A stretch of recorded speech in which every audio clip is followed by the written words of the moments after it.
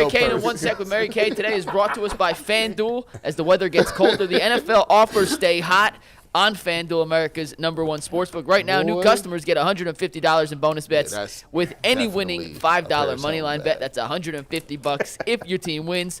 So if you've been thinking about joining FanDuel, there's no better time than right now to get in on the action. The app is simple to use, and you can bet on literally anything you can think of, including spreads, player props, over-unders, and much, much more. So visit FanDuel.com/UCSS to kick off the NFL season. That is FanDuel.com/UCSS. FanDuel, an official partner of the NFL, an official partner of the Ultimate Cleveland Sports Show. And now we welcome in Mary Kay Cabot from sunny Los Angeles. Oh, look at this. Mary Kay, you got out of here. Perfect time. That is such a flex. That is such a flex. Oh, that's cold. Oh, look at that. Can you see? I have some palm trees back here. Can you see them at all? Oh, we do. See them. Must be nice. Man, that's that Cleveland Public Schools canceled today for all the snow. Perfect timing to get out of town. Hey, she got that Hall of Fame villa right there. By the way, wait a second. Before we talk about anything else with Mary Kay, we've got to talk. You had one of the greatest tweets in the history of Twitter last week with the Dolly Parton tweet. Thank you. What did it say? Oh, we'll pull it up. You will see it in 1 sec. Mary Kay, please explain your thought process, and we will show the world the phenomenal tweet. I can't remember exactly what I said, but if you show it, I said something like I was sitting on the couch like a big fat stuffed turkey, just watching some football, and then Dolly happened, and I said something about now I hit the treadmill, considering implants and reassessing everything about my life. I read that tweet. I started cracking up, and then I was like, wait a second. Is this a fake account, or did Mary Kay actually tweet that? I was like, this is the best. Sure it wasn't Mary Kay and you know what? Yeah. And after that, I was thinking, you know what? That was kind of fun. And when I'm out here in LA, I'd really like to do like an open mic comedy night. Yes. But then I realized that it would almost have like a little bit of an Andrew Dice Clay vibe to it, and I thought that would get me in way too much trouble. And and somebody would put something out on the internet, and before you know it, I would be working at the Target over here that I'm looking at. So so I couldn't do it. But one more thing before we move forward. And that is, Bull, I saw you wanting some advice, some fashion advice before we got started here. And I just wanted to say, funny, you should say that because. No way. No. Look at that. Oh, you got the DTR jacket. She's got the DTR jacket. That's amazing. Looking good, too, Mary Kay. Hey, bro. That looks good. That looks good on you, Mary Kay. Listen. We're twins now. We're twins. Right? It's the first and last time that will ever be said about you and Mary Kay. Yeah, but I like it. I love that jacket. I had to pull this out. It's a good look, Mary Kay. Kudos to my colleague, Dan Lobby, who ran and got this for me. A bunch of us are staying in this Airbnb out here in the lovely village of Westwood. Oh, my gosh. We are in this magical little town. We could film a Christmas movie here.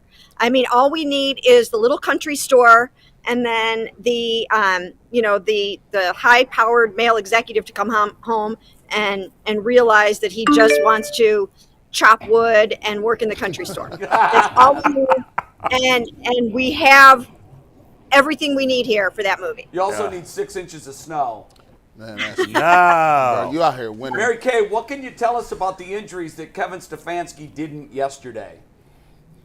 Well, I just said this also on a radio show, and I'm sure we talked about it on our podcast that we did yesterday, and that is, when you sit there and you watch Myles Garrett not be able to lift his arm, there's no way that you can say with any conviction that there's nothing going wrong in that in that shoulder. So, we know there's something going on in there, and we just don't know what. And here's the thing, there's a difference. It can be semantics.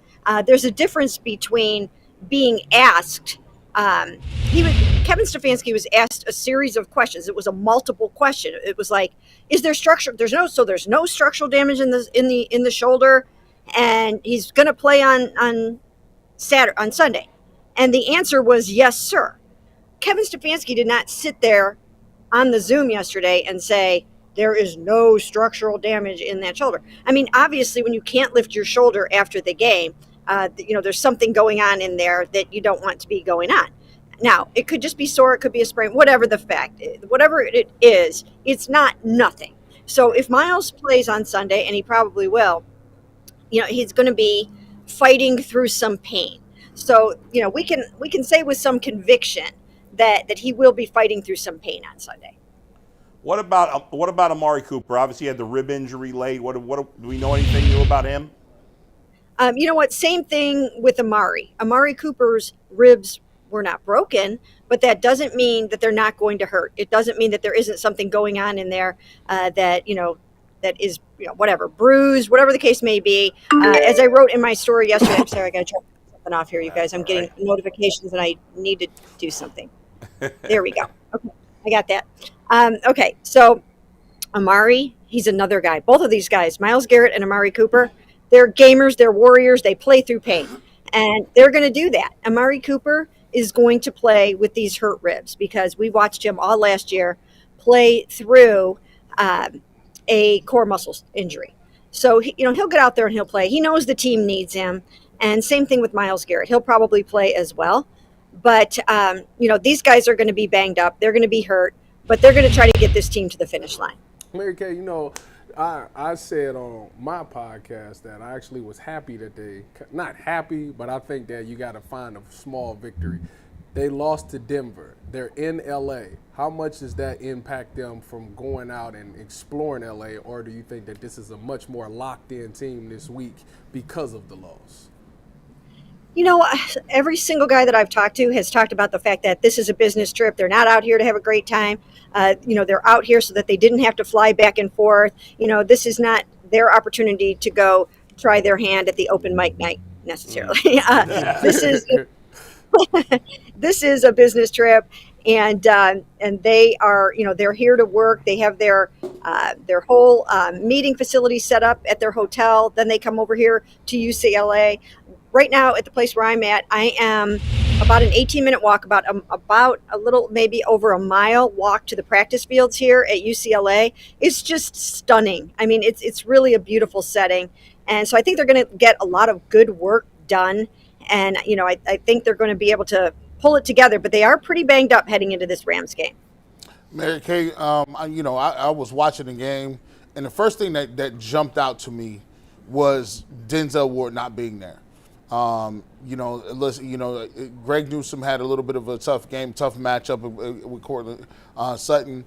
And I just think, the defense is just different when you don't have a Denzel Ward and you could put Greg Newsome in the slot. And now it's obviously Martin Emerson.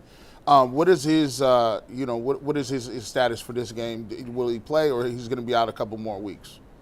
Well, when I first wrote about Denzel Ward, I found out that he had some kind of a shoulder injury that was bothering him a little more than we, were led to believe. And that, I wrote right away that I thought he could miss multiple games. And I still feel that way. I still think that there's a chance that he might not be able to play against the Rams, but everybody heals differently. So you never really know. I mean, he could come out and be much better, or with methods of getting a guy on the field, maybe they'll be able to find a way to do it. But originally there was thought that he was going to have to miss multiple games. This would be number 2. And, it's still in wait and see mode. We don't know yet. We'll know a lot more when we get out to practice tomorrow for the first time. Today is an off day for players. So we'll see how that goes. They are, they're doing their own, rehab. A lot of them came over here to UCLA today to work out. But other than that, they're kind of off today. So we'll find out a little bit more tomorrow. But I think it's going to be a pretty sparse practice. All right, Mary Kay. So we got to talk quarterback now. DTR obviously had the concussion. He's in the protocol. This typically guys that go in the protocol do miss at least one game. Although Brock Purdy was in the protocol and then played the next week, so it's possible. So I'll ask you. Obviously, we don't know because we've seen Marquise Goodwin's been out a month with a concussion. If he clears protocol, will he play no matter how late in the week? And B, if he doesn't play, we're all hoping it's definitely Joe Flacco and not P.J. Walker. So what say to you to those two things?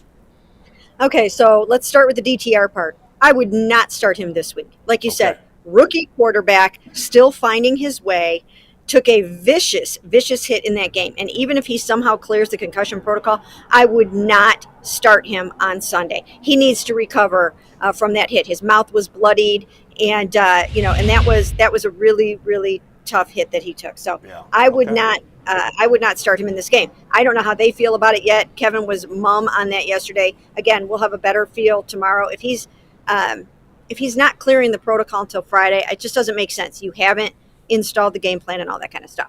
PJ Walker, we know what PJ Walker is. He's a scrappy player that has some talent, some ability, decent arm strength, but he's turning the ball over too much. Now is not the time for him. If you get PJ Walker in the right situation, you might be able to to get some starts out of him somewhere, but here is not the place. Now is not the time. They are in a playoff push. They've got to protect the football above all else, and he's not the guy to get that done. So that leaves us with Joe Flacco. And again, it's not going to be perfect with Joe Flacco. He just got here last week. But out of the three options that you have right now, that's the one that I would pick. And, I'm guessing that maybe they will too, but I think that's the way that you have to go for this week.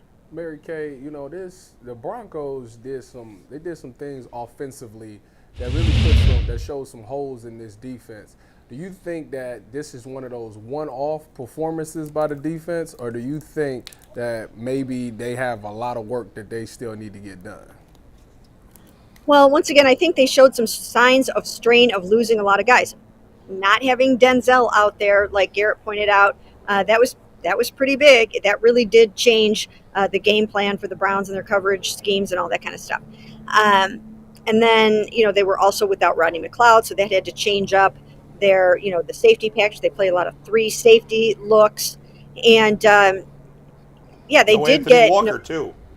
No Anthony Walker for the run game. And, it was the second week in a row. They have given up 172 yards and 169 yards rushing in back-to-back weeks. But they did other things in this particular game that were just not like them. And that was giving up third downs and just horrible red zone issues. But I don't know if you guys saw what I wrote last week about the fact that Russell Wilson is kind of on a tear right now. And he's one of the better quarterbacks the Browns have faced this season. They have not faced a lot of top 10, top 15 quarterbacks. They just haven't. And Russell Wilson, okay, say what you will about Russell this year, but he heading into that game, he was the number 3 rated quarterback in the NFL with a 104.3 rating. So, you have to be doing something right to have those kind of numbers. And Sean Payton, I thought, did a masterful job with Russell Wilson in that game. I mean, he dusted off, things that Russell does well with his legs. I mean, Russell beat the Browns with his legs as much as he did with his arm. So, teams are going to see that, you can run the ball right now on the Cleveland Browns. You can get some other things done. You can find somebody blowing a coverage perhaps here and there if you don't have a Denzel Ward, whatever. There are, a few little holes that you can attack. And as I mentioned before, I think sometimes when you get a really good, experienced quarterback, that changes the game. Mary Kay, what do you make of all the drops? We saw Amari Cooper drop one, and I know it was a little bit low. David Njoku has had some issues the last couple of weeks. Cedric Tillman caught the football, but we still haven't seen David Bell or some of these other guys. Where are they going to get this production from the receiving core, especially with Amari Cooper being banged up a little bit? Well, if Joe Flacco starts, he will be the 4th starting quarterback for the Cleveland Browns this season. So I think that has something to do with it. They're adjusting to all different kinds of passes and balls and the way they come in and, the heat on the ball and all that kind of stuff. But as Amari always says, you know what? That's not my problem. My job is to catch the football, no matter who's throwing it, no matter how they're throwing it. So, he will never use that as an excuse. But I do think that these guys have struggled to adjust to DTR's ball. I don't know why. I don't know what it is. I don't know if it is just the way that it is coming in, if it's too much on a flat line, if it's too much on a tight rope, whatever. But they are having a hard time, especially, as you mentioned, David Njoku. I've watched him drop at least 7 passes over the last 2 weeks. He's been working at it. He's on the jugs, but something is not resonating with him when it comes to trying to catch a DTR ball. Same thing a little bit to a certain extent with Amari Cooper. Amari and DTR have not connected well. they have only connected 7 out of 19 times for about 37%. So, that's not going to cut it. And that was only for 66 yards and no touchdowns. The best weapon, the best play for this Cleveland Browns offense is the deep ball to Amari Cooper. And they're not getting that right now. If they don't get that, then their passing game is woeful. So somebody's got to throw the deep ball to Amari. And this week, it should probably be Joe Flacco. Mary Kay, we were talking earlier about the amazing performance by J.O.K. I mean, this guy as a rookie was okay. And then last year he was hideous. I mean, he was a total disaster. DeQuell Jackson, the Browns' best linebacker the last 30 years, said on this show they should cut him. That's how down he was on them. And this year, he's playing like a monster. Maybe even a Pro Bowler. I don't know. We're not watching the other linebackers on other teams close enough. Obviously, Jim Schwartz is a big part of that, but he's got to be given some credit. How do you explain just how much better this guy is from last year? Well, I think you just gave him a nickname for last year, and that was Just Okay, J-O-K. Yeah. Right. But now, so you coined that term. I'll give you credit for it. All right, thank you. But this year, that was a phenomenal game by him. That was an absolutely phenomenal game by him, making tackles for loss and just being exactly where he needed to be almost on every single play to make the play. And that's what they needed with Anthony Walker out, with some of the safeties out. That's the kind of defensive performance they needed. If everybody can step it up and play like he did last week, then they'll be totally fine going forward. And they'll get the running defense woes shored up and that kind of thing. But that was really, truly a wonderful game by him.